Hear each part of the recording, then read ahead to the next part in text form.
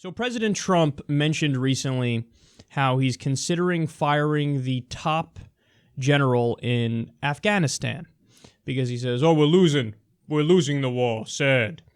And John McCain, he's been getting quite a reputation recently as somebody who's an anti-Trump Republican, so obviously in the minds of many people that makes him respectable. So McCain didn't take kindly to the fact that Trump was floating the idea of firing the top general in Afghanistan. So this here's from CNN. Republican Senator John McCain slammed President Donald Trump on Thursday amid reports that Trump is weighing firing General John Nicholson, the top U.S. military commander in Afghanistan. General John Nicholson has served our country with honor and distinction for 35 years. He has earned the trust and admiration of those he has served with, and he has earned my full confidence, McCain said in his statement. Our commanders-in-chief, and not our commanders in the field, are responsible for this failure, he added, referring to Trump and former President Barack Obama. I urge the president to resolve the differences within his administration as soon as possible and decide on a policy and strategy that can achieve our national security interests in Afghanistan and the region. Okay, so do you get John McCain's objection here?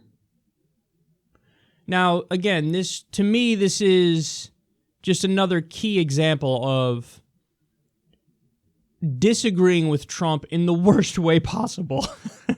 So, there's a million things to legitimately attack him on. He's fucking Donald Trump. But here he says, okay, we need to change the leadership in Afghanistan because we've been there fucking 16 years and what's going on? Now, Trump's already horrible on this issue because he said during the campaign that he wants to get out of Afghanistan. Well, now he's in there and apparently he's not even really considering getting out anymore. He's talking about just changing the general. But McCain chimes in and goes, how dare you? Just because we've been there 16 years and wasted trillions of dollars and this guy's been in charge for a while now, doesn't mean that, he's the one to blame. I think he's doing a great job.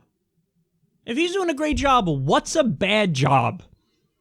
What's a bad job? We're there. There's no end in sight. There's no even defined goals as to what we're trying to do. Wasted trillions of dollars. Americans are dying. Afghanistan civilians are dying. So what's a bad job then, John? But that's the point. It's like, so this is the realm of debate we're having. This is the spectrum that's allowed. You're allowed to be, hey, a little radical and say, maybe we should change leadership in Afghanistan, but obviously stay there because leaving would be crazy. Duh. And the other end of the spectrum, the further right wing of the spectrum says, well, no, we're going to stay there, but we're going to leave the leadership as is. Do Americans realize how crazy this makes us look to the rest of the world? Afghanistan is called the graveyard of empires. Why is it called that? Oh, gee, I wonder. Wasting all of our time and money, resources, lives, just gone there. Multi-trillion-dollar war. Again, there's no even definition of success. That's how you know this is all a ruse, man. Is that, ask anybody. If you could find anybody who still supports the Afghanistan war among regular people, which you won't, ask them, hey, what's the definition of victory? They won't even be able to tell you. I don't know. We got to stop Al-Qaeda. Okay, Al-Qaeda's gone in Afghanistan. They're no longer there.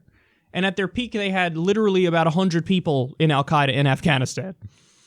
Well, but we had the Taliban housed them. Okay, but they didn't attack us, the Taliban. They're horrible. They're terrible, but they're a threat to people in their own region. They're not a threat to us. What, are they going to attack fucking Nebraska? It's not going to happen. Yeah, but you got to stop them because Sharia law. Yeah, but okay, Saudi Arabia is our top ally. They have Sharia. Not only are we not going to war with them, we shouldn't, by the way, but we're encouraging them and giving them weapons and money, and they're one of our top allies. So it's obviously not about Sharia, but human rights and democracy. Again, I just told you, Saudi Arabia is our top ally. They don't have human rights and democracy and freedom there. So what's it about?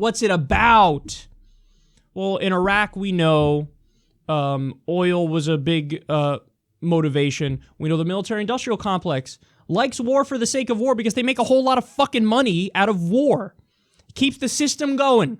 You know, Eisenhower warned about this. So it's not just some far-left conspiracy. No, Republican presidents were like, beware of the military-industrial complex. People get rich from going to war. So you have that. You have geopolitical dominance is a gigantic aspect of this, of course. When you're the world's sole superpower, you want to stay the world's sole superpower. So you make unsavory business alliances and you try to jack natural resources. I mean, in the case of Afghanistan, there's tremendous mineral wealth there. You know, there's also the opium crop is a huge thing there.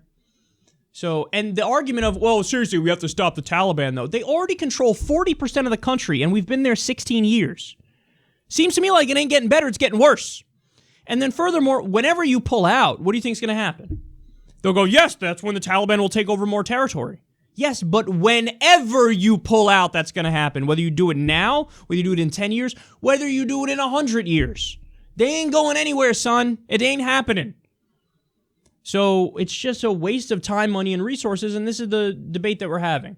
Resistance, John McCain here, is like, how dare Donald Trump? He's not saying, how dare Donald Trump even consider still being in Afghanistan, because what the fuck are we doing?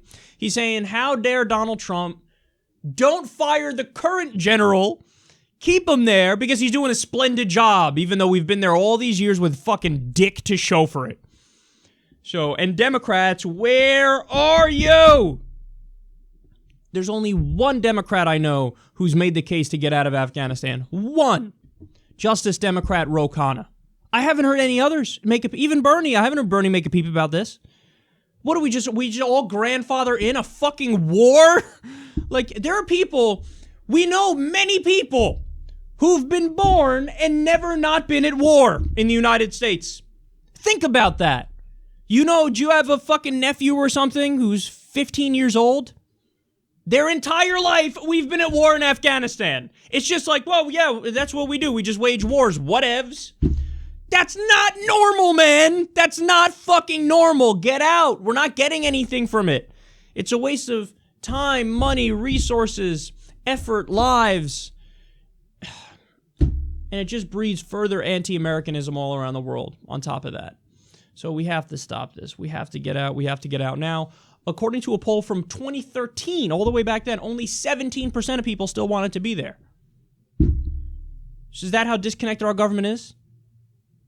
That, you know, when 17% of people support a policy, they're just like, yeah, fuck. Yeah, we're going to go with that 17%. The rest of them can blow us. We don't give a shit. No, we have to force them to be accountable. We need Democrats to stand up on this issue and fight. And by the way, there's a winning issue, but the Democrats never touch it.